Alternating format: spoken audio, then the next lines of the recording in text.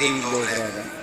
وہ امیروں، تم سیاسی جلسوں میں بڑے شوق سے جاتے ہو، تمہاری پجاروں بھی جاتی ہے، اس پر کسی سیاستدان کا فوٹو بھی لگاتے ہو، جھنڈا بھی لگاتے ہو، بڑے خرچے کرتے ہو، جیبوں سے پیسے لگاتے ہو۔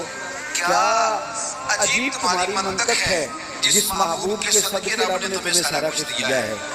اس محبوب کریم علیہ السلام کی محفل آئے تو وہ غریبوں کے حصے میں آتی ہے، وہ کمزوروں کے حصے میں آتی ہے، اور تم جا کر کے جشن کرتے ہو ان کے۔ یاد رکھنا، سمجھ لینا، دنیا کا سب سے خوش قسمت شخص وہ ہوتا ہے جسے اللہ اپنے محبوب کی غلامی کے لیے پسند فرما لیتا ہے۔ یار اس طرف تم توجہ نہیں کرتے۔ حضور کا ذکر سنو، ذوق سے نعت سنی جائے۔ نعت نہ پڑھنے سے زیادہ سننے سے تعلق رکھتی ہے۔ نعت خواں اللہ کے فضل سے بڑے ہیں، لیکن نہ سننے والے۔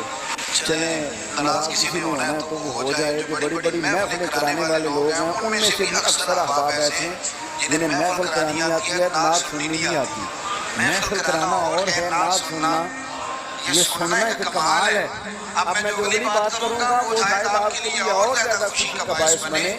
نعت پڑھتے صحابہ تھے، سنتے مدینے والے محبوب۔ حضور کے ذکر کو سننا، نبی پاک کی بات کو، یہ منافقوں کا طریقہ تھا کہ حضور کی بات جب ہوتی تھی، نبی پاک جب بات کرتے تھے تو وہ کھیل کود میں لگ جاتے، حضور کی بات نہ سنتے، سننے نہ دیتے تاکہ کسی پہ اثر نہ ہو جائے۔ مومن کیا کرتا ہے؟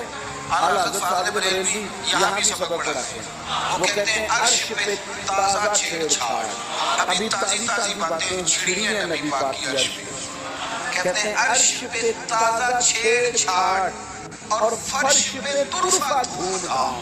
وہاں حضور کا ذکر چھڑا ہوا ہے اور یہاں تو دھوم مچی ہوئی ہے، غلاموں نے مچائی ہے۔ عرش پہ تازہ چھیڑ چھاڑ، فرش پہ طرفہ دھوم دھام، بس کان کدھر بھی لگائیے تیری ہی داستان۔